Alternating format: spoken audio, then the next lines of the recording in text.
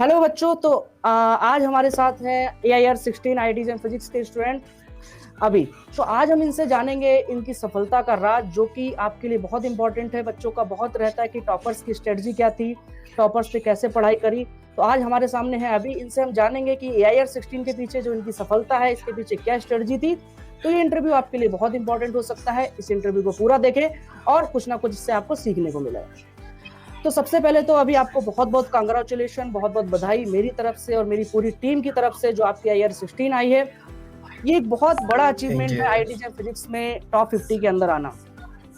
तो अभी मुझे सबसे पहले तो आप अपने बारे में बताइए और अपने एजुकेशन बैकग्राउंड के बारे में बताइए। मेरा नाम अवी कोयानी है। मैं बेसिकली गुजरात से बिलोंग करता हूँ। मैंने अपनी स्कूली शिक्षा गुजरात से ही की है, राजकोट से। एंड देन मैंने इंजीनियरिंग की है NIT सूरत से। 4 साल इंजीनियरिंग की। एंड अभी मैं कॉरपोरेट में जॉब कर रहा हूँ। Like this is my first year in corporate. And I have given मैंने IIT के एग्जाम इस साल दिए एंड आई गॉट AIR 16। बहुत बहुत कांग्रेचुलेशन, बहुत अच्छी बात है। तो देखो बच्चों, जैसे अभी ने बताया कि जैसे आपने बोला कि आपने इंजीनियरिंग करी रही, तो सबसे पहले मेरा क्वेश्चन अब यही आ जाता है आपसे कि इंजीनियरिंग में आप इंजीनियरिंग जब कर रहे थे तो आप IIT जैम फिजिक्स के बारे में आपने कैसे सोचा, कि IIT जैम के बारे में आपको कैसे पता लगा कि एक ये भी एग्जाम होता है और मुझे अपना करियर इंजीनियरिंग से मास्टर्स में शिफ्ट करना चाहिए फिजिक्स की फील्ड में। स्टार्टिंग में इतना ज़्यादा पता नहीं था। स्टार्टिंग में मुझे इंटरेस्ट था फिजिक्स में। I was studying like only for interest. पहले ऐसा कोई प्लान नहीं था फिजिक्स में मास्टर्स करने का। Like I have given exam like get physics in my 3rd year also. But तब ऐसा कोई प्लान नहीं था कि मास्टर्स करूँगा, वो तो खाली इंटरेस्ट के लिए था। Then after joining the corporate I realise like this is not for me. मैंने सोचा कि फिजिक्स में इंटरेस्ट भी है तो उसमें करियर परस्यू करना चाहिए। Then I started researching and got to I already knew about this IIT JEM exam like in my 4th year itself, but तब इतनी ज़्यादा मैंने ध्यान नहीं दिया था इस पे। Only I knew that there is this exam IIT JEM, but I didn't prepare very well at that time. But after joining the job, मुझे ऐसा लगा कि जॉब मेरे लिए नहीं है, तो फिजिक्स में करियर परस्यू करना चाहिए। I started preparing for this same exam and I given। Very good. तो देखो जैसे अभी ने बताया कि वो जॉब कर रहे थे, उनको लगा कि उनके लिए जॉब नहीं है, मतलब इंटरेस्ट की बात होती है। मैं बच्चों आपको हमेशा ही बोलता हूँ कि आपको वही चीज़ चूज करनी है जिसमें आपको इंटरेस्ट आना, बिकॉज आपको उसी के ऊपर काम करना है।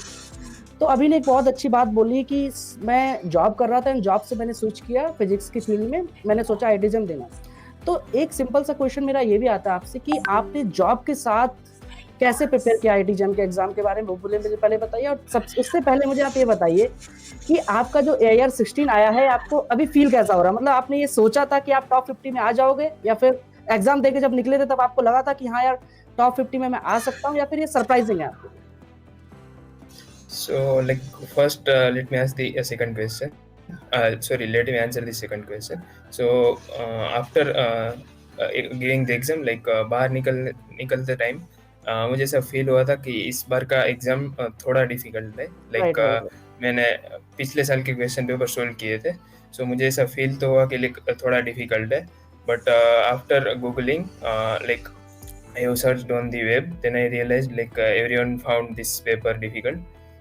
मुझे ऐसा फील तो हुआ था कि मतलब अंडर 100 रैंक तो आ जाएगा, लेकिन इतना अच्छा रैंक आएगा 16 that I even thought। And बहुत बड़े इसमें देखो आपकी पूरी मेहनत रही है, और हम जब मेहनत करते हैं, कोई भी चीज़ लगन के साथ करते हैं, तो आउटपुट हमें मिलता है। तो वही चीज़ है बच्चे, आप हमेशा सोचते रहते हो कि सर हमारा होगा या नहीं होगा, तो आपको यहाँ पे बहुत कुछ सीखने को मिलेगा इनके इंटरव्यू से और इनके पीछे की स्ट्रेटजी से, उसके बारे में भी चर्चा करेंगे इनसे, ठीक है। अभी देखो, अभी आपकी रैंक 16 है, राइट? तो अभी आपको क्या है, कोई भी IIT जो भी आप चाहेंगे, अपने मन की IITs आप चूज करना चाहेंगे, आप चाहे IIT बॉम्बे, चाहे दिल्ली, चाहे कानपुर, कोई भी आपको मिल सकती है। तो मेरा क्वेश्चन अभी ये है आपसे कि आप IITs को चूज करना पसंद कर रहे हैं इस टाइम पे, या फिर ICs की तरफ भी आप, या फिर आइजर, इनमें से किसको आप प्रेफरेंस ज्यादा दे रहे हैं इस टाइम? अभी मतलब मेरा कंफ्यूजन भी वही है कि मतलब एग्जैक्टली मुझे नहीं पता कि कहाँ जाऊँगा, लेकिन अभी इंक्लिनेशन आईएससी की टुवर्ड्स है, लाइक आईएससी के towards. Integrated PhD in ISC. ऐसे बहुत या बढ़िया, ओके ओके गुड। या सो आपका, जैसे आप इंजीनियरिंग से फिजिक्स में आए, तो आपका कुछ आगे का करियर होगा, रिसर्च इंटरेस्ट किस फील्ड में है आपका, अगर मैं जानना चाहूँ तो? exactly, I haven't explored the field of physics. Like currently, I am knowing that I like to learn the physics. Like मैंने अभी बहुत ज़्यादा रिसर्च ऐसे कोई बैकग्राउंड मेरा ओके, अभी बहुत मतलब ज़्यादा डिसाइड नहीं नहीं है। है वो, ठीक है, हो जाएगा, कोई इशू नहीं वो तो। या ठीक है, बहुत अच्छी बात है। तो अभी जो बच्चों का सबसे ज्यादा इंटरेस्टिंग टॉपिक है कि टॉपर की स्ट्रेटजी के बारे में जाने, तो सबसे पहले मेरा ये क्वेश्चन है कि आपने जब आईआईटी जैम के लिए प्रिपेयर करना स्टार्ट किया, तो आपने माइंडसेट क्या बनाया, मतलब आपकी स्ट्रेटजी क्या थी, थोड़ा सा मुझे बताइए, किस स्ट्रेटजी से आपने प्रिपेयर किया और आपने कितना टाइम मोटा मोटी इस एग्जाम को तैयारी करने में दिया, ये मुझे बताइए। लाइक मैं मेरी प्रिपरेशन की बात करूँ तो मतलब मेरी प्रिपरेशन बहुत ही अनयूजुअल रही है। लाइक मैंने आपको बताया कि कॉलेज के स्टार्टिंग में मतलब मुझे फिजिक्स में इंटरेस्ट था, तो मैं फिजिक्स ऐसे ही बिना कोई रीज़न मतलब कोई एग्जाम के लिए नहीं, ऐसे ही पढ़ता था समझने के लिए। ओके। तो like 2-3 years of college I have studied physics and like BSc level physics and all that things. So like for my strategy for this I have like I'm already like I know the syllabus, I knew almost all the topics that are there. So like in this attempt I have to prepare only for like I need to brush up only the skills like concept मुझे already पता थे generally। like मैंने start किया था इस साल के नवंबर से। या so साल के नवंबर से मतलब 2022? या सॉरी 2022 के नवंबर से। 2022 के नवंबर से आपने मतलब डेडिकेटली स्टार्ट किया है? या तब तक मतलब मैं ऐसे बोल रहा हूँ कि मतलब पता था मुझे फिजिक्स का सिलेबस क्या है, कॉन्सेप्ट्स क्या है। सो मतलब आइडिया था कि क्या होता है क्या नहीं होता, but in November I realise like I have to do it like very seriously. So I started preparing for it seriously. November में आपको रियलाइज हुआ कि आप इस एग्जाम को कर सकते हो और आपको अच्छे से थोड़ा सा प्रिपेयर करना चाहिए, बिकॉज फेब में एग्जाम भी होता है। या राइट। तो देखो कितनी अच्छी बात बोली इन्होंने। मैं हमेशा आपको ये भी बोलता हूँ और अभी ने भी बताया है, आपके सामने के खुद के एग्जाम्पल है कि इन्होंने नवंबर से स्टार्ट किया। अगर हम कहें एक अच्छी प्रिपरेशन, एक डायरेक्शन में एक उसी के लिए पर्टिकुलर लगना, तो कहीं ना कहीं बोला जाए तो 4 से 5 महीने इन्होंने लिए, नवंबर दिसंबर जनवरी, वो भी मतलब मोटा मोटा अगर बोलो तो 4 महीने, राइट। तो मैं भी आपको हमेशा यही बोलता हूँ कि अगर आप पहले से पता है आपको कि आपका एग्जाम देना है और आप डायरेक्शन वे में करते हो, तो आईआईटी जैम का एग्जाम के लिए बहुत ज्यादा टाइम की जरूरत नहीं है। बस पॉइंट ये है आपके बेसिक्स क्लियर होने चाहिए, और दूसरी चीज ये है आपको कंसिस्टेंसी उस चीज पे लगना पड़ेगा। तो देखो अभी ने 4 महीने में मैक्सिमम करके आपका AIR 60 लेके आए हैं, तो आप भी ला सकते हैं, लेकिन कोई बड़ी बात नहीं है। एक और चीज मैं मेंशन करना हाँ जी, चाहूँगा। अभी हेलो। या एक और चीज मेंशन करना चाहूँगा कि मतलब मैं किसी को सजेस्ट नहीं करूँगा कि ऐसी स्ट्रेटेजी अपनाए, क्योंकि मतलब मेरा सीन बिल्कुल ही अलग था कि मैं मतलब पहले से इंटरेस्ट के लिए पढ़ता था, तो मुझे कॉन्सेप्ट्स और वो सारी चीज़ें पता थी, खाली मुझे मतलब ब्रश वही अप कहना करना चाह था, रहे हैं, इसलिए कम टाइम में हुआ। बिल्कुल सही बोला कि मतलब ये नहीं कि आप स्ट्रेटजी बनाए, पर पॉइंट ये है कि जो बच्चे सोचते हैं कि पहले से उनको पता नहीं होता बट उनके पास टाइम होता है 4-5 महीने का, फिर वो सोच लेते हैं कि नहीं सर मुझसे नहीं होगा, उनको मैं ये बताना चाह रहा हूँ कि आप अगर आपके पास 4-5 महीने का भी टाइम है तब भी आप कर सकते हो, बट पॉइंट ये है कि आपको मेहनत से लगना पड़ेगा। अभी का क्या है, अभी के पास पहले से कंसेप्ट बिल्डअप था, उनका इंटरेस्ट फिजिक्स में था, तो वो सारी चीजें उनके हाथ में थी, राइट। सो अच्छी बात है। नाउ नेक्स्ट क्वेश्चन इज, जैसे फिजिक्स के एग्जाम को निकालने के लिए हमारे पास बहुत सारे टॉपिक्स हैं, तो अब आपने 4 महीने अगर सेलेक्ट किए हैं, मतलब आप पहले से भी पढ़ते आ रहे थे, मैं ये नहीं कह रहा, बट आपने कुछ पर्टिकुलर टॉपिक्स का फिल्टर्स किया होगा, राइट। ऐसा तो नहीं कि आपने 100% सिलेबस किया क्या? अगर 100% किया तो उसके बारे में बताइए, और अगर कौन से टॉपिक्स को आपने स्किप करना जरूरी समझा?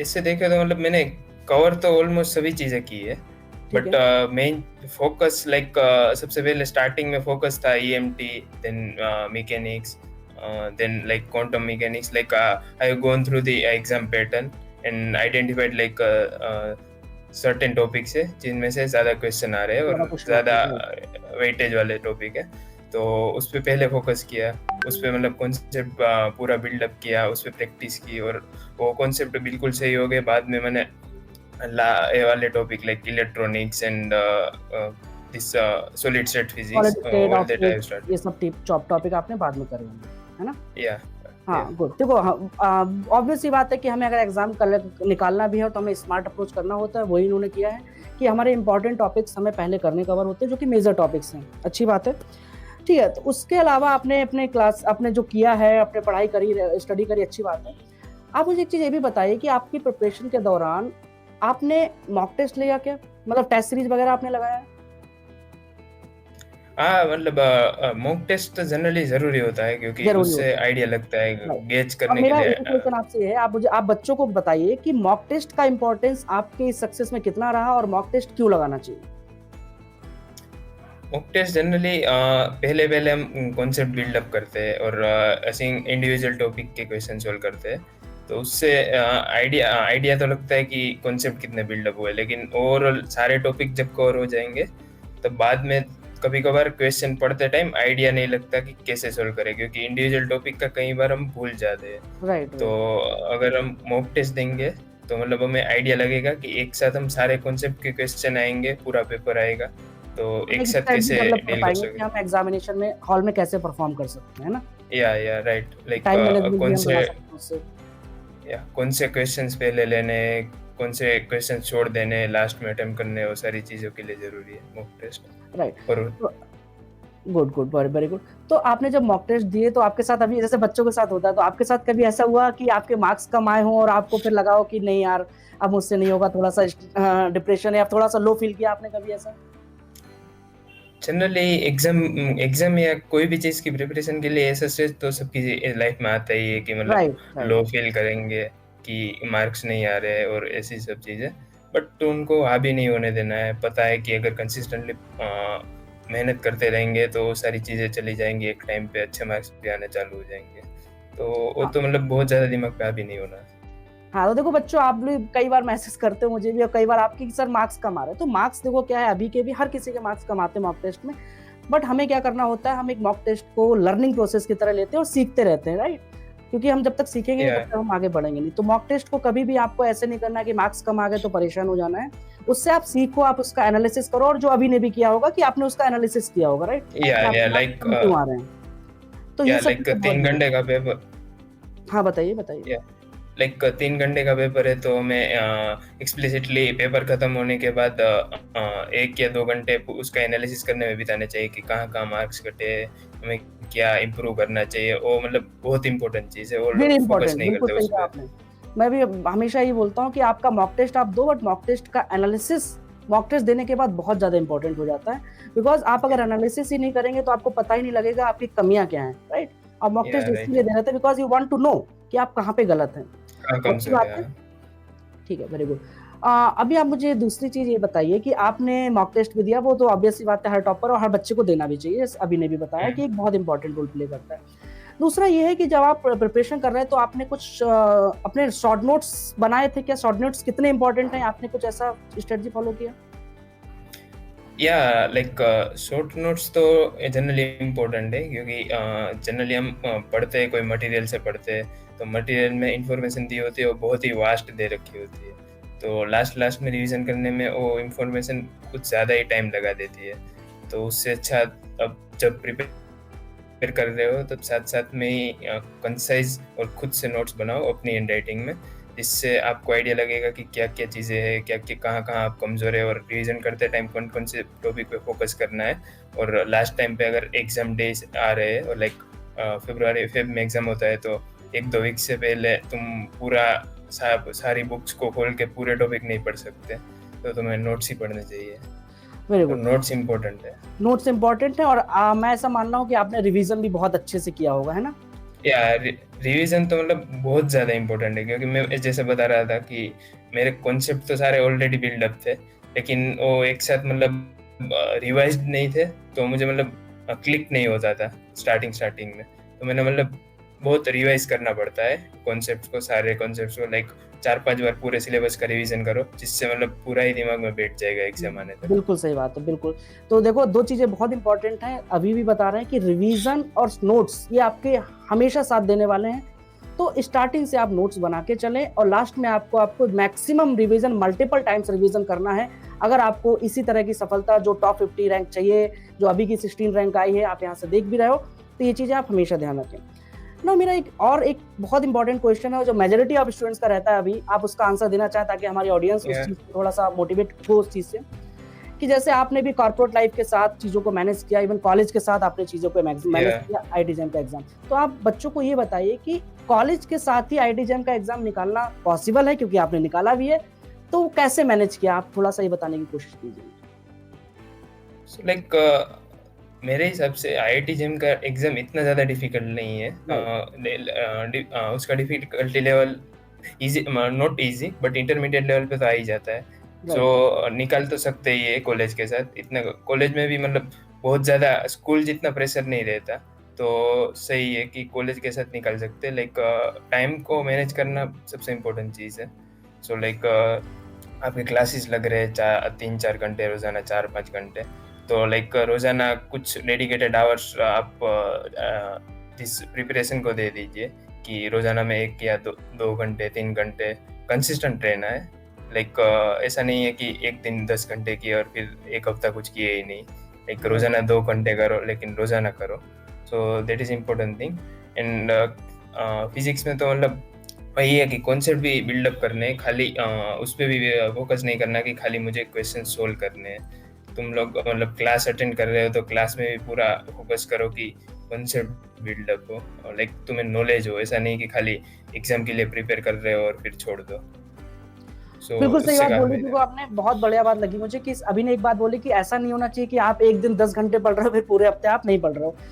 तो अभी ने जो बोला और मैं भी उस चीज से एग्री करता हूँ कि आप कंसिस्टेंट रहो, आप भले कम पढ़ो, आपका डेली टारगेट होना चाहिए कि आपको 3 घंटे पढ़ना है या फिर 4 घंटे, आप कंफर्ट जो भी है, बट आपको कंसिस्टेंसी जब तक आपका एग्जाम नहीं हो जाता तब तक आपको पढ़ते रहना है। ऐसा नहीं होना चाहिए कि किसी दिन आप 10 घंटे पढ़ रहे हो, 8 घंटे पढ़ रहे हो और अगले 3-4 दिन आप ब्रेक ले रहे हो, राइट? तो वो चीजें आपकी कभी भी आपको सफलता नहीं दिला सकती। ठीक है, बहुत अच्छी बात है।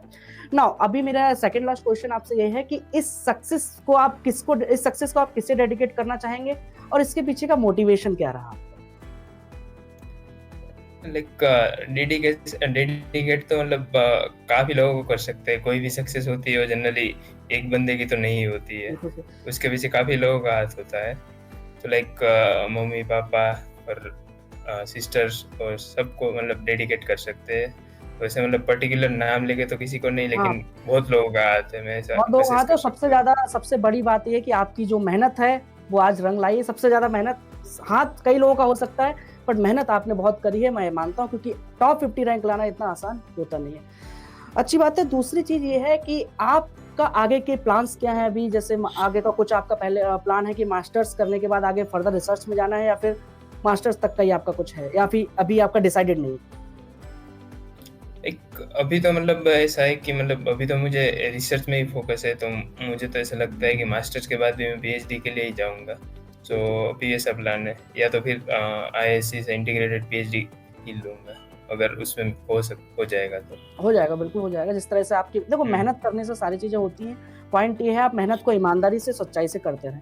ठीक है। दूसरी एक चीज ये है, आप मुझे बच्चों को ये बता दीजिए कि आप कितने घंटे पढ़ाई करते थे, आपका डेली का थोड़ा सा रूटीन क्या रहता था, मतलब थोड़ा सा शॉर्ट में बता दीजिए कि कितना घंटा एवरेज आपका रहता था IIT जैम के लिए dedicated. So like for this question like I can't exactly tell how many hours I put in. Like जैसे कि मैंने बताया कि मेरी प्रिपरेशन बहुत स्टेजेस में रही है। लाइक पहले मैं ऐसे ही इंटरेस्ट के लिए पढ़ता था, बाद में जब एग्ज़ाम नज़दीक आया तब ऐसा लगा कि बहुत ज़्यादा फोकस करना चाहिए। तो लाइक लास्ट में मैं पढ़ता था, तो मतलब मैं साथ में कॉर्पोरेट जॉब भी करता हूँ। तो after the job like I put like in morning also, like I put 2 hours 3 hours in morning, and after the job like in night I put like 3 or 4 hours daily. Like this hours like I have put in 1 or 1.5 months, like in last phases of the exam. Okay, good. So now last question. अभी हमारी जो audience है, हमारे जो aspirants हैं, जो बच्चे हैं IIT जैम के, उनके लिए आपका क्या एक फाइनल मंत्र होना चाहिए सक्सेस का? उनके लिए आप क्या मैसेज देना चाहेंगे, वो आप थोड़ा सा बच्चों को गाइड कर दीजिए अपनी मोटिवेशन के तौर पे। So like सबसे पहले मैं बोलना चाहूँगा कि आईआईटी जेईई इतना ज़्यादा डिफिकल्ट एग्ज़ाम नहीं है, so don't stress about it.